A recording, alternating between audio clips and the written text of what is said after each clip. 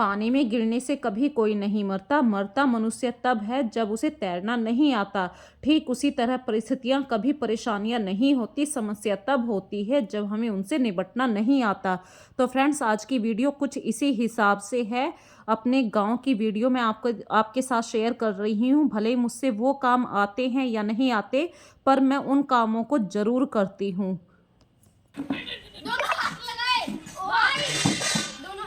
Left वाले तू तो मेरे लेफ्ट वाले से आया। लेफ्ट वाला मेरा काम नहीं है। क्यों? लेफ्ट वाला मैं करता ही नहीं काम।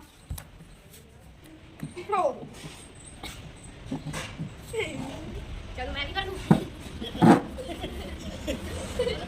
चलो ये क्या है? ये क्या है? एक ही हमें और यार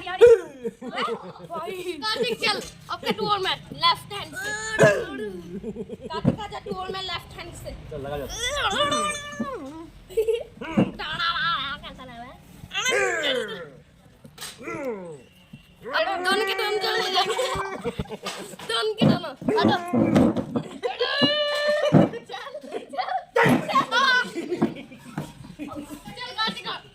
परिस्थितियाँ कैसी भी हों, सिचुएशन कैसी भी हो, आपको चाहे वो काम आता हो या नहीं आता हो, पर आपको खुश रह के वो काम करना ही है। यदि आप नहीं करेंगे तो कोई और करेगा। काम कभी नहीं रुकता है। तो फ्रेंड्स, अपने आप को स्ट्रेस फ्री रहने के लिए सबसे पहले तो चाहे काम आपसे सही हो गलत हो, कोशिश ज़रूर कीजिए। तो आज की वीडियो इसी हिसाब से है। आज हम आए हुए हैं अपने गांव में, ससुराल में मतलब, और मैं रहती हूँ मेरठ में। और इतना ज़्यादा फॉग है। जैसे ही हम घर से निकले थे बहुत बढ़िया मौसम था, लेकिन जैसे ही हमने गांव के एरिया में एंट्री करी तो हमें फॉग दिखाई देना शुरू हो गया और इतना ज़्यादा कोहरा था। ये देखिए, ये अभी हम अपने घर से निकले हैं, मेरठ एरिया से निकले थे, और जैसे ही हमने गांव की तरफ को बढ़ना शुरू करा, कोहरे की इतनी घनी चादर हो गई कि हमें 10 मीटर का फासला भी दिखाई नहीं दिया। और रास्ते में पड़ा मामा जी का घर, मतलब मेरी सास के भाई का घर। तो मैं 10 मिनट के लिए यहाँ पर ज़रूर रुकती हूँ, क्योंकि ये कहते हैं रिश्तों को आप भले ही कम टाइम दें, लेकिन प्यार दें, इज्जत दें। ये कहते हैं रिश्तों में यदि आप रिश्तों की इज्जत करेंगे तो आपके साथ भी वैसा ही व्यवहार होगा। और वहाँ से चलने के बाद हम फिर से निकल पड़े। देखिए, फिर से कोहरा शुरू हो गया। मतलब कहीं पर तो कोहरा इतना ज़्यादा मिलता है और कहीं कहीं पर हमें बिल्कुल कोहरा नहीं दिखाई देता है। और इस कोहरे की धूप छाँव में चलते चलते हम अपने घर के पास ही पहुँच लिए हैं। ऑलमोस्ट यहाँ से सिर्फ 1 मिनट का रास्ता है और हमने अपने घर में एंट्री करी। एंट्री करने के बाद पंडित जी आ चुके थे। तो मेरे छोटे देवर हैं अजीत, उन्होंने सारी तैयारी कर ली थी, अम्मा ने भी, और मुझे बस जाकर खाना बनाना था। तो मैं लग गई सबसे पहले खाना बनाने में। आज की वीडियो कभी शूट हुई है, पूरी अच्छी तरीके से शूट हुई है, तो ये तो मैंने अच्छी तरीके से नहीं देखा, क्योंकि आज वीडियो को शूट करने वाले बच्चे ही थे। बस मेरा पूरा फोकस था कि जो हमारे घर पे इस समय मेहमान आए हुए हैं, जैसे कि भाई घर कुटुंब की अम्मा होती हैं, चाची होती हैं, वो सब खाना खाकर जाएं। पंडित जी आए हुए हैं, चाचा जी आए हुए हैं। ये कहते हैं कि आपके घर से किसी को भी खाना खाए बिना नहीं जाने देना चाहिए। भले ही आपसे कुछ भी कम बने, लेकिन प्यार से दीजिए, इज्जत से दीजिए, तो वो नमक की रोटी भी पकवान के बराबर बैठती है। और आज तो पिताजी का श्राद्ध नहीं, सॉरी, बरसी है। मतलब मेरे ससुर को भगवान जी के पास गए हुए 8 साल हो गए हैं। तो हमारे यहाँ पे हर साल बरसी पर पूजा पाठ होती है। और मैंने जब से ये देखा है, 8 साल से इन्हीं पंडित जी को देख रही हूँ। ये हमारे ही गांव के पंडित जी हैं। और सबसे अच्छी बात है कि इतना अच्छा व्यवहार है। और हम जब इनसे अपने दिल की बातें पूछा करते हैं तो हमें लगता नहीं है कि हमने इनसे कोई क्वेश्चन किया है। उस क्वेश्चन का इतनी आराम से जवाब देते हैं कि हमारे मन में जो भी झिझक है वो ख़त्म हो जाती है। हमारे मन के अंदर कोई दुविधा है वो भी ख़त्म हो जाती है। तो फ्रेंड्स, किसी अपने से बड़े से यदि आपके दिल में कोई बात है तो अपने से बड़ों से पूछ लेनी चाहिए। उस प्रॉब्लम का हल जरूर निकल कर आता है।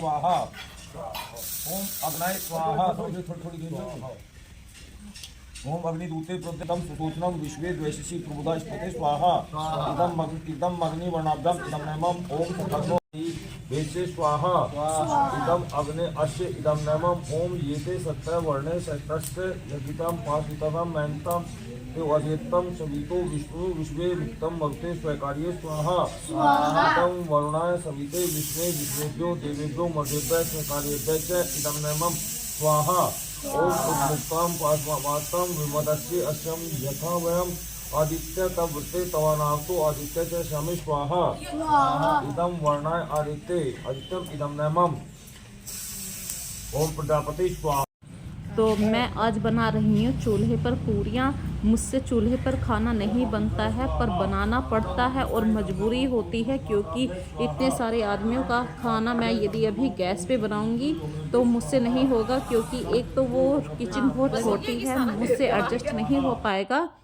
और गांव में जो लोहे की ये कढ़ाई होती है इसका तला काफ़ी भारी हो जाता है, तो ये बहुत टाइम लेगी उसको हीट होने में। तो अम्मा ने कहा कि नहीं, सर्दी हो रही है, मैं आग जला दूंगी, तुम इसको पूरियों को उतार देना।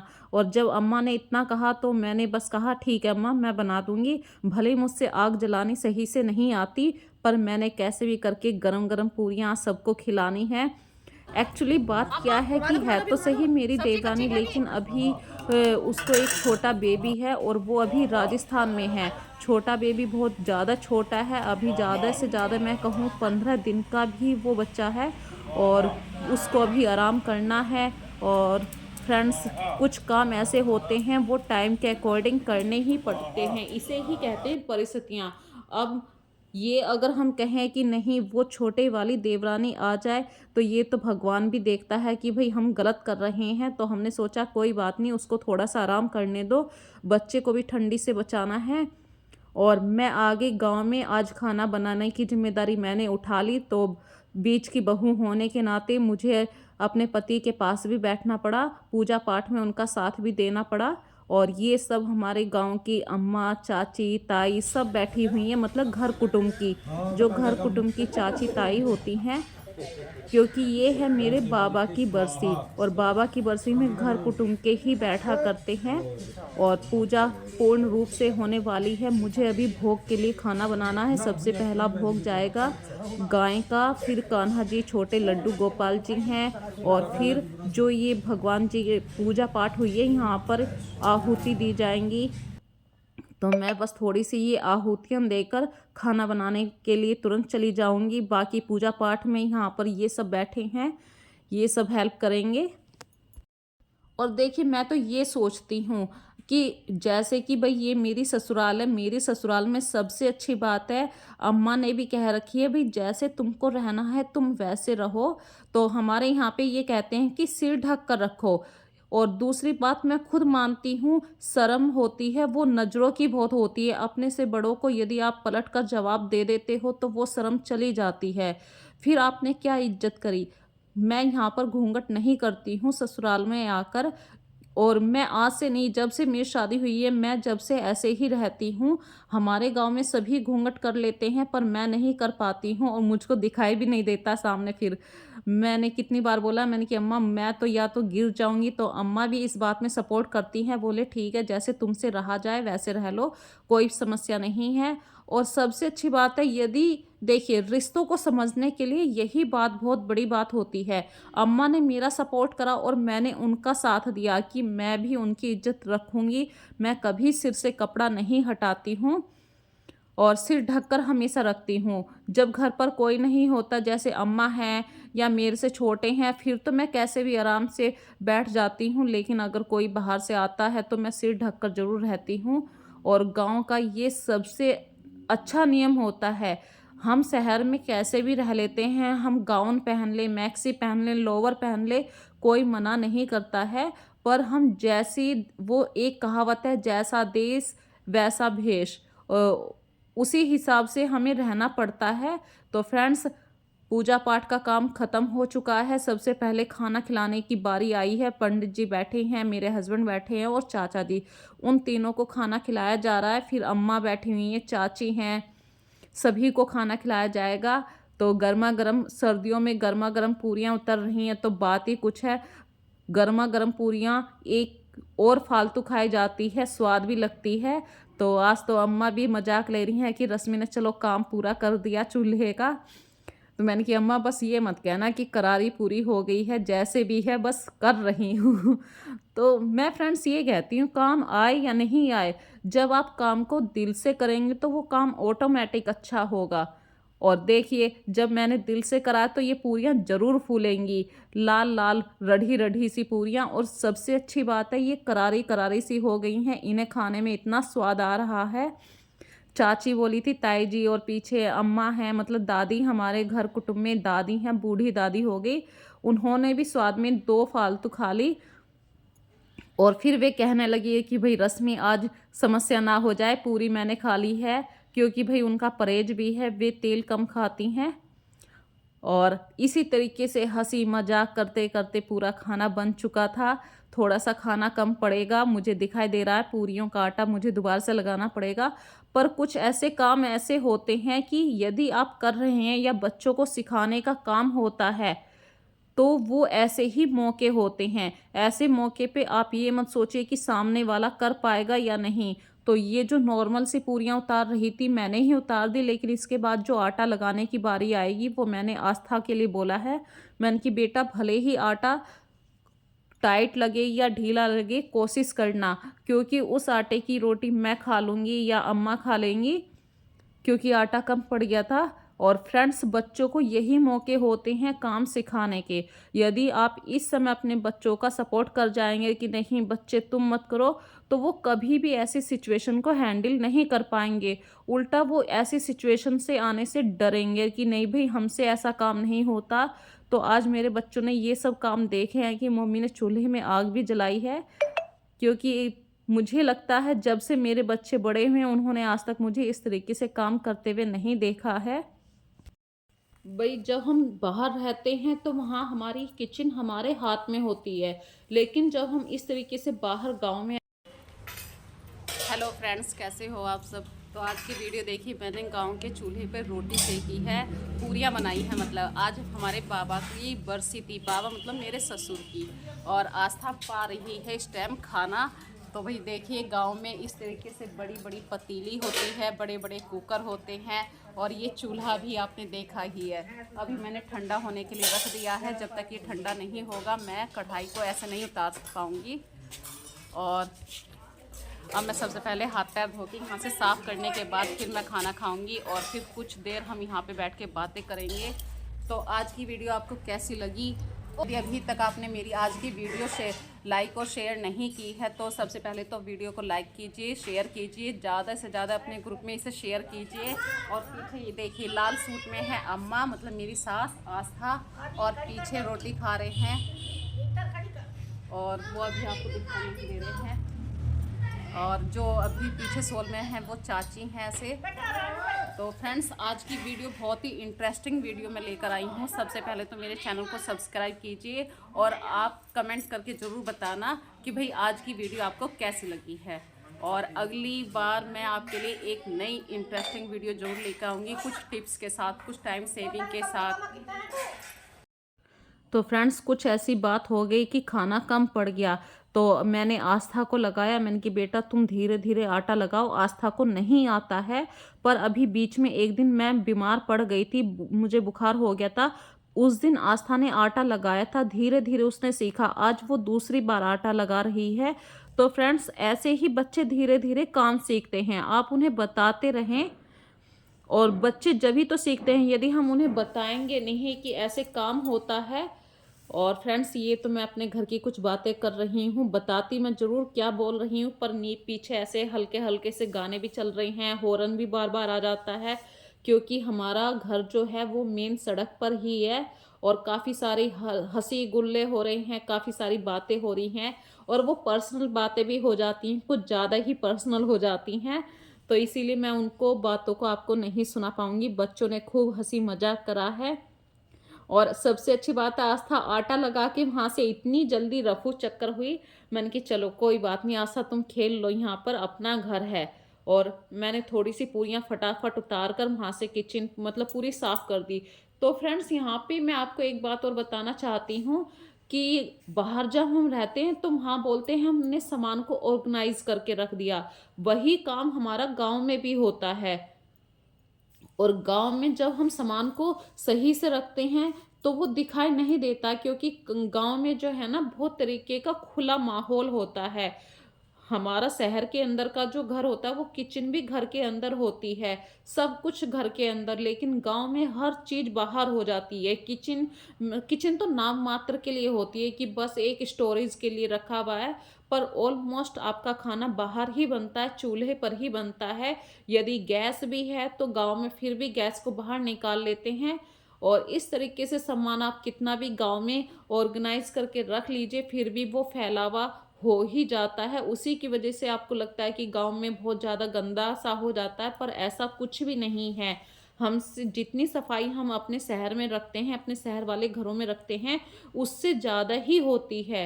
यहाँ पे सुबह शाम 2 बार की पक्की झाड़ू होती है, और पानी छिड़कना ये सब काम होते हैं। ये होता है कि गांव में भाई ढोर डंगर भी होते हैं, उनको भी टाइम देना होता है। और यदि एक ही आदमी करने वाला हो तो उसकी तो समझ जाइए रेल बनी हुई होती है। वो किचन भी देखेगा, वो घर के काम भी देखेगा, और भैंसों का काम भी करना होता है। हमारे यहाँ पर तो भाई देखिए इस समय भगवान ने 2 या 3 भैंसें हैं और राजी खुशी सब ही दूध दे रही हैं, और उनका चारा पानी भी खेतों से आता है, गन्ने भी डल रहे हैं।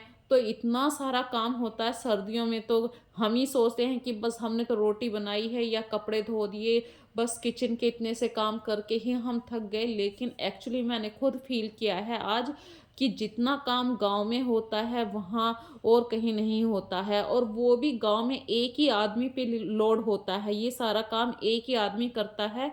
उसकी तो पूरी दिन भर बत्ती गुल हो जाती है, फिर शाम को लेटते ही वो पक्का गहरी नींद में चला जाएगा, उसको बिल्कुल नहीं पता चलेगा कि क्या हो रहा है दुनिया में, इतना वो काम करके थक जाता होगा। मैं कहूँ तो मैंने कभी गांव में काम नहीं किया है। जब मेरी शादी हुई थी, जब अम्मा काफ़ी हेल्प करती थी, अजीत भी बहुत हेल्प करते थे, मतलब मैंने बाहर का काम, ढोर ढोर डंगर का काम मैंने आज तक नहीं किया है। सिर्फ मेरे पास किचन का काम रहता था, या घर के कपड़े धो लिए, झाड़ू लगा दी, बस इतना ही काम रहता था। लेकिन आज मैंने खुद अम्मा को, अजीत को देखा कि भाई वो किस तरीके से पूरा काम कर रहे हैं। तो आज और अभी मैंने ये यूट्यूब पे अपनी वीडियो डालनी शुरू करी हैं, तो मैं आज आपके साथ अपनी ये बातें तो ज़रूर शेयर करूँगी फ्रेंड्स। एक्चुअली घर के जो काम होते हैं, हम तो शहरों में सिर्फ ये कह देते हैं कि रोटी सेकना या किचन के काम देखना, कपड़े वॉश करना, बस यही काम होते हैं, पर नहीं, गांव की लाइफ बहुत टफ होती है। और जिसने गांव की लाइफ को कर ठीक से एंजॉय कर लिया, या पूरा दिन उसको स्पेंड कर लिया, तो वो आदमी कभी बीमार भी नहीं होता है। उसका फिजिकल वर्क इतना सारा हो जाता है कि उसे कभी जिम जाने की ज़रूरत नहीं पड़ती। इसीलिए कहते हैं कि गांव का आदमी ज़्यादा स्वस्थ रहता है। और हम शहरों में क्या करते हैं कि खाया पिया वहीं सो गए, खाया पिया, फिर ज़्यादा से ज़्यादा हमने थोड़ा सा वॉक कर लिया, और हम उस खाने को पचा नहीं पाते हैं। पर गांव में ऐसा नहीं होता, जितना खाना खाते हैं उससे ज़्यादा का वर्क उन पर होता है, तो वो खाना तो पचेगा आराम से। और फ्रेंड्स, हम चल पड़े अपने गांव से फिर से निकल के मेरठ के लिए, क्योंकि अभी आज मेरे हस्बैंड हाफ डे लेकर आए थे, उन्हें शाम को फिर से ड्यूटी पर जाना है। और थोड़ा सा एंजॉय करते हुए, फुल मस्ती करते हुए हम चल पड़े हैं मेरठ के लिए।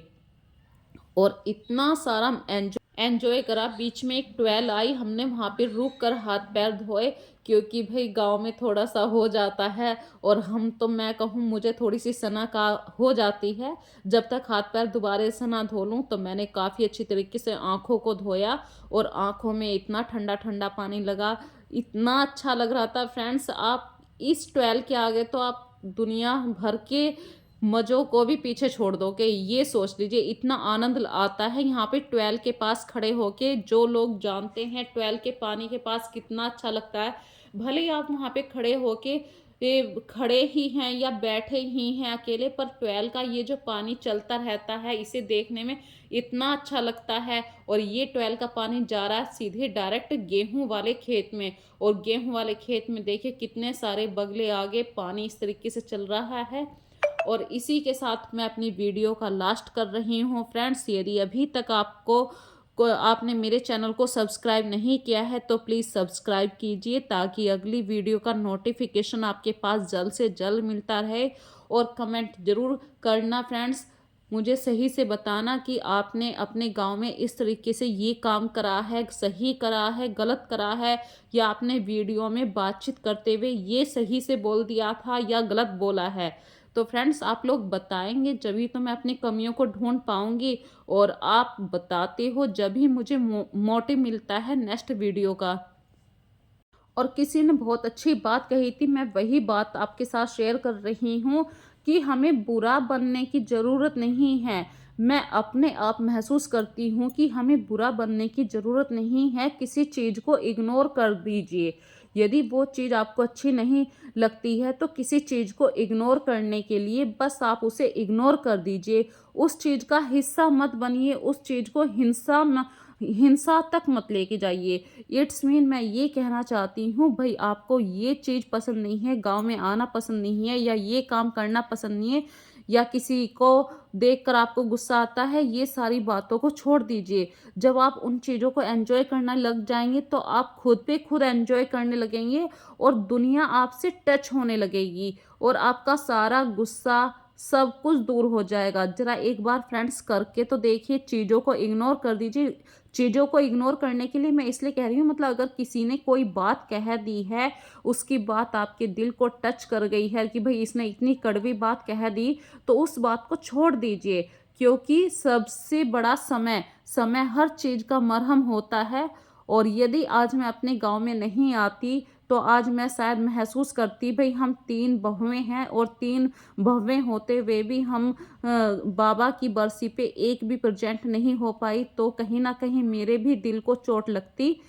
क्योंकि भाई हमारी जो छोटी देवरानी है उसकी मजबूरी है, उसको अभी बेबी हुआ है तो वो गांव में नहीं आ सकती, और मेरी जो जेठानी है वो इतनी दूर रहती हैं, वो उन्हीं के पास हैं, तो उनकी भी मजबूरी है भाई, इतनी दूर से कोई रोज़ रोज़ नहीं आ सकता है। तो अब उन दोनों के पास इतनी बड़ी मजबूरी थी, और उस मजबूरी का मैं फ़ायदा उठाऊं, ये तो भगवान भी कहीं ना कहीं देखता ही है।